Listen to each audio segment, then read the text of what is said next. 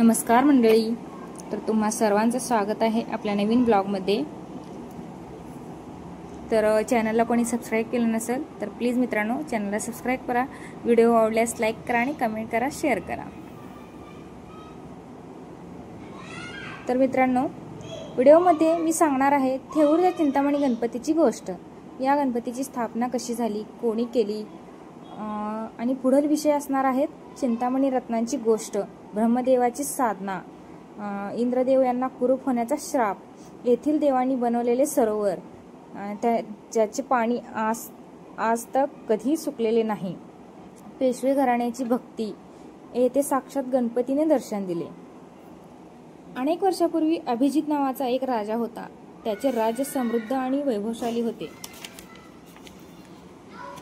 त्याच्या पत्नीचे नाव गुणवंती, पण राजा अभिजित आणि गुणवंती यांना संतान नसल्याने ते फार चिंतेत असायचे। म्हणून त्यांनी वैशम ऋषीची भेट घेतली। त्यावेळेस ऋषींनी वनात जाऊन तपश्चर्या करण्याचा सल्ला दिला आणि त्या दोघांनी ती केली। त्यांना पुत्ररत्नाचा लाभ झाला।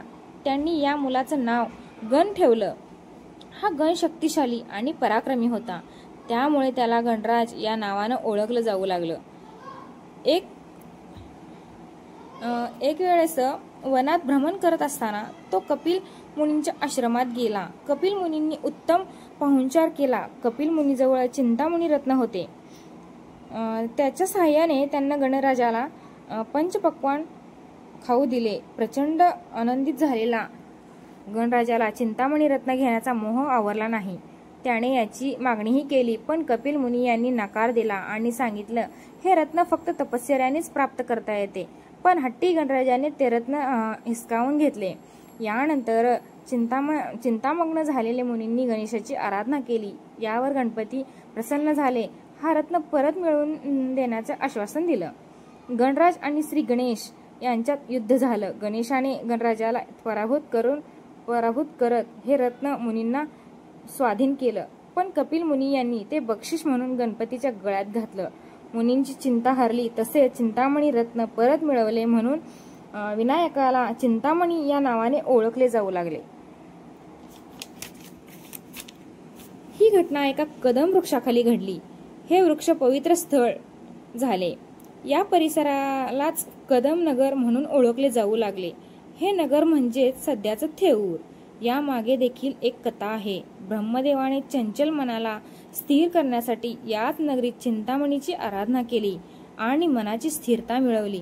त्यामुळे याला स्थावर क्षेत्र म्हटलं जाऊ लागलं।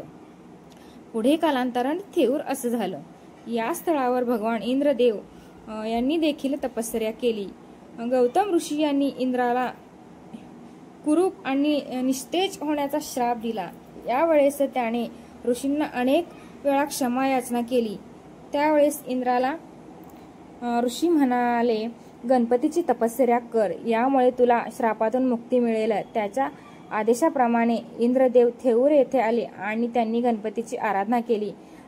यातून ते पापमुक्त झाले आणि त्याचं सौंदर्य आणि तेज त्यांना परत मिळाले।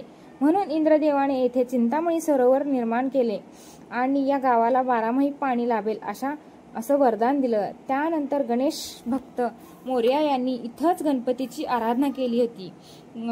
गणपतीनं त्यांना इथंच दर्शन दिलं आणि या स्थळास पवित्र केलं। पेशवे घराणं हे चिंतामणीचे निश्चिम भक्त होते। माधवराव पेशवे यांनी तर या मंदिराचा आणि गावचा प्रचंड विस्तार केला। या मंदिराला ते अनेकदा भेट द्यायचे। त्यांच्या पत्नी रमाबाई या देखील मंदिराचं काम करायच्या। त्यांच्या येण्या जाण्यामुळे या मंदिराला वेगळंच महत्त्व प्राप्त झालं। त्यांनी मंदिराचं रूपांतर एका भव्य देवस्थानात केलं। त्यांच्या शेवटच्या काळात तर ते पत्नीसह याच ठिकाणी वास्तव्यास आले, जेणेकरून रोज गणपतीचे दर्शन घेता येईल। त्यांनी येथेच अखेरचा श्वास घेतला आणि त्याच्या पत्नी रमाबाई सती गेल्या। त्यांचेही स्मारक येथे आहे। त्यांच्या या कार्याची नोंद ठेवण्यासाठी येथे वर्षातून एकदा रमा माधव पुण्य उत्सव साजरा केला जातो। तर मित्रांनो, तुम्हाला कशी वाटली ही माहिती तर मला कमेंटमध्ये नक्की कळवा मित्रांनो। आणि हे मंदिर तुम्ही बघितलंच असेल, किती सुंदर, स्वच्छ आणि मनाला भारावून टाकणारं असं आहे। तर गणपतीचं दर्शनही तुम्ही घेतलं असेल मित्रांनो. तर मित्रांनो, व्हिडिओ आवडला असेल तर प्लीज सबस्क्राईब करा, लाईक करा, शेअर करा आणि कमेंट करा. आणि असंच आपण पुढचे व्हिडिओ देखील पाहणार आहेत.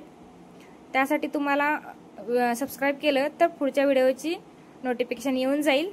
त्यामुळे सगळ्यात आधी तुम्ही चॅनलला सबस्क्राईब करा आणि कमेंटमध्ये नक्की सांगा की व्हिडिओची माहिती कशी वाटली तुम्हाला. ओके, तर बाय मित्रांनो, भेटू लवकरच पुढच्या व्हिडिओमध्ये. तर धन्यवाद.